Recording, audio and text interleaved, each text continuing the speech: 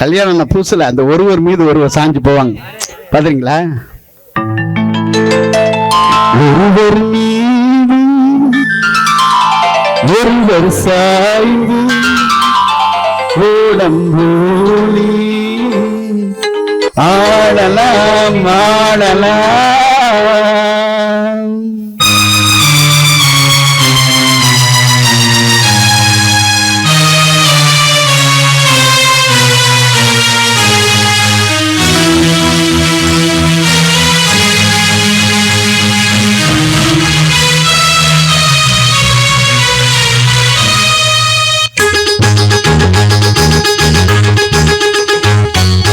ஒருவர் மீது ஒருவர் சாய்ந்து ஓடம் போலே ஆடலாம் ஆடலாம்.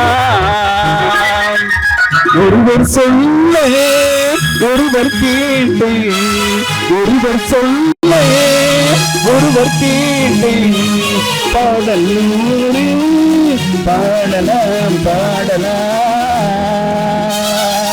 ஒருவர் மீது ஒருவர் சாய்ந்து ஓடம் போலே ஆடலாம் ஆடலாம்.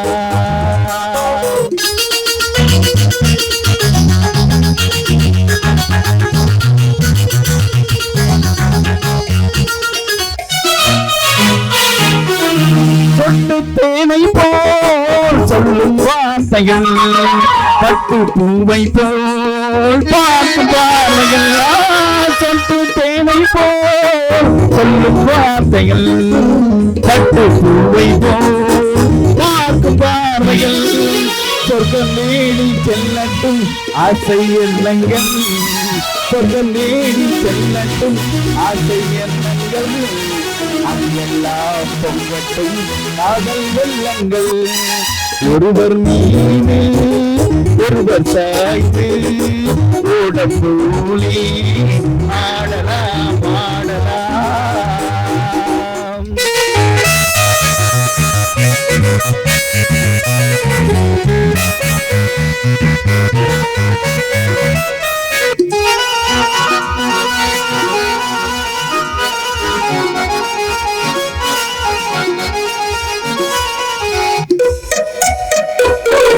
சொல்லி பாருங்கள் பள்ளி பாடங்கள் இன்னும் என்னென்ன மண்ணல் லீலைகள். சொல்லி பாருங்கள் பள்ளி பாடங்கள் இன்னும் என்னென்ன மண்ணல் லீலைகள். தங்க பாவை அங்கங்கள் எங்கள் சொந்தங்கள் தங்க பாவை அங்கங்கள் எங்கள் சொந்தங்கள். தத்தை நீட்டை தாவி சொல்லுங்கள். ஒருவர் மீது ஒருவர் சாய்ந்து ஓடம் போலே ஆடலாம் ஆடலாம்.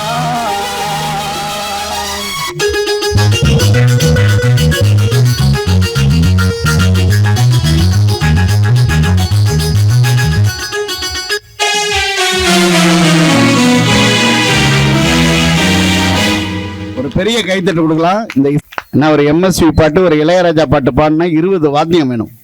ஆனா அந்த 20 வாத்தியத்தையும் 2 வாத்தியத்துல மேனேஜ் பண்ற அந்த இசையமைப்பாளருக்கு ஒரு பெரிய கைத்தட்டு கொடுத்து நம்ம பாராட்டலாம். ஏன்னா பாராட்டுறதுங்கிறது ஒரு பெரிய கலை இல்லைங்களா? எல்லாரையுமே நம்ம மனுஷன் விட்டு பாராட்டணும். ஒரு குழந்தைய கூட சின்ன வெள்ளைக்காரன் ஒரு குழந்தை வந்து சின்ன ஒரு கப்பல் செஞ்சதுன்னா என்ன தெரியுமா பண்ணுவானா? வாட் ஏ கிரேட் ஷிப் அப்படின்னு பாராட்டுவானா. ஏதோ ஒரு பேப்பர்ல செஞ்சாலே என்ன நம்மால ஏன்டா பேப்பரை கிழிக்கிற அப்பன மாதிரியே வந்திருக்கான் பாருங்க. இப்ப பாருங்க, இப்ப கோபம் வருது, நம்ம எல்லாருக்கும் கோபம் வருதா இல்லையா? கோபம் எல்லாருக்கும் வரும். ஆனா உலகத்திலேயே கோபம் வராத ஒரு ஆள் யாருன்னா இவங்க தான். அப்படின்னா கோபத்தை அடக்கிறதுக்கு யோகாவுக்கு போவாங்க, கோபத்தை அடக்கிறதுக்கு யோகாவுக்கு போவாங்க. ஆனா யோகாவுக்கு வர்ற கோபம் மாதிரி உலகத்துல வேற யாருக்கும் வராது இல்லையா? அது மாதிரி கோபம் நிறைய பேருக்கு வரும். ஆனா அவனுக்கு பாருங்க, அந்த கோபம் யார்கிட்ட இருந்து எங்க போகும் தெரியுமா? இப்போ உதாரணம் சொல்றேன். இப்போ ஒரு ஐஜி கோபம் வருதுன்னு வச்சுங்களேன், பெரிய போலீஸ் ஆஃபீஸர். அவர் யார் மேல கோபத்தை காட்டுவார் தெரியுமா? மேல சீஃப் செக்ரட்டரி மேல காட்ட மாட்டாரு, அவர் கீழே இருக்கிற டிஎஸ்பிட்ட காட்டுவார். ஏன் உயிரை எடுக்கிற அந்த ஆள் தான் லூஸ் மாதிரி பேசுறானா அப்படிம்பாரு. அந்த டிஎஸ்பி கோபம் வரும். அவர் தான் இன்ஸ்பெக்டர் திட்டுவார். இன்ஸ்பெக்டர் கோவம் வரும், அவர் திட்டுறதுக்கு தான் எஸ்ஐ போஸ்ட் வச்சுருக்காங்க. இப்போ எஸ்ஐக்கும் கோவம் வரும், யார் அத்தமா திட்டுவார்? அந்த கான்ஸ்டபிளை திட்டுவார். ஏயா ஏன் ஏட்டையாவை திட்டுவார். ஏட்டையாவுக்கும் கோவம் வரும். என்ன தப்பு பண்ணுவான்? பல வண்டி தள்ளிட்டு ஒருத்தன் போவான், அவனை போய் அடிப்பார், போவான் அந்த பக்கம். அந்த ஆளுக்கு கோவம் வரும், நேராக பொண்டாட்டிட்டு இருப்பான், ஓ மூஞ்சில் தாண்டி முடித்தேன் சனி நான் போவான் அடிக்கிறான் என்றாள். நான் அவளுக்கும் கோவம் வரும். அப்போதான் குழந்தை ஓடி வரும், பட்டாரம் அப்பனை மாதிரியே பிறந்திருப்பார். அவனுக்கும் கோபம் வரும், தொட்டியில் தூங்குற குழந்தைய கிள்ளிட்டு ஓடிடுவான். கோபம் என்பது உயர்ந்த குணம் இல்லை என்பர்களே, அது தாழ்ந்த குணம். கோபத்தில் எதையோ தூக்கி எறியறீங்க. உங்கள் கோபத்தை தூக்கி எறிந்து பாருங்கள், வாழ்க்கை ரொம்ப சந்தோஷமா இருக்கும். வாழ்க்கை அதானே சார். வாழ்க்கையில் கோபம் எல்லாருக்கும் வரும். உண்மையை சொல்ல போறேன், ஒரு 100 ஆண்டுகள் கழிச்சு, இன்னும் ஒரு 50 ஆண்டு 60 ஆண்டு நம்ம படுக்க முடியாத ஒரு இடத்துல படுத்துருக்கோம், இதுக்கு மேலே எந்திரிச்சே நடக்க முடியாதுன்னு வச்சுங்களேன். வார்த்தைகள் எல்லாத்தையும் வெளிப்படுத்தணும்னு நினைக்கிறீங்களா? எல்லாத்தையுமே வார்த்தைகளால் சொல்லிட முடியாது, எல்லாத்தையுமே சொல்லிட முடியாது சார். வெகு நாள் கழித்து வீடு திரும்பும் கணவனை தன்னுடைய தோல்ல சாட்சிக்கிட்டு அழுகிறாள மனைவி, அவளுடைய மூச்சு காற்றை எந்த இலக்கியம் பதிவு செய்து விட முடியும்? பண்ண முடியாது. ஒரு தாய் பிள்ளைக்கு சமைச்சு போட்டு அவன் சாப்பிட்ற அழகை உட்காந்து பார்ப்பா இல்லையா, அதை எந்த நூலும் பதிவு செய்து விட முடியாது. அவன் நினைக்கிறத யாராலும் எழுதிட முடியாது.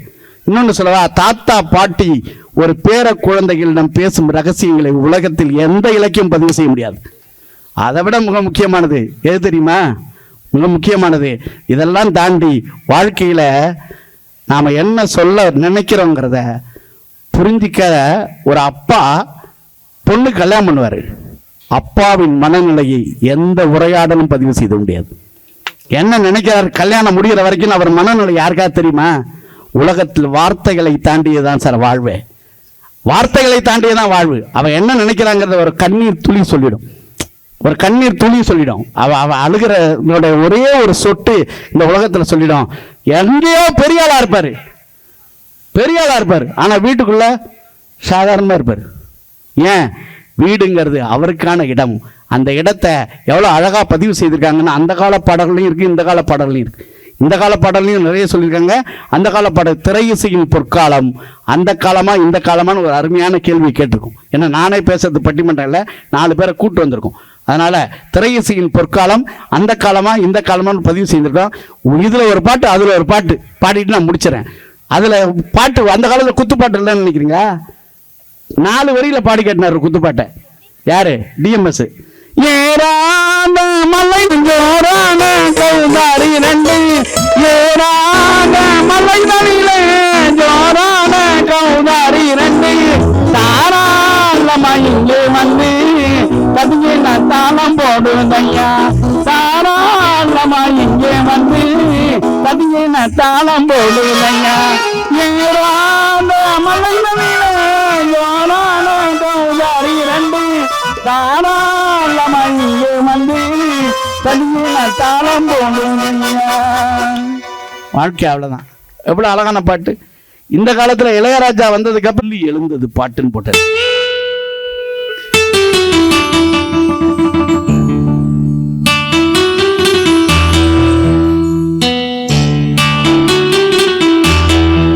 துள்ளி எழுந்தது பாட்டு, சின்ன குயில் இசை கேட்டு, சந்த வரிகள்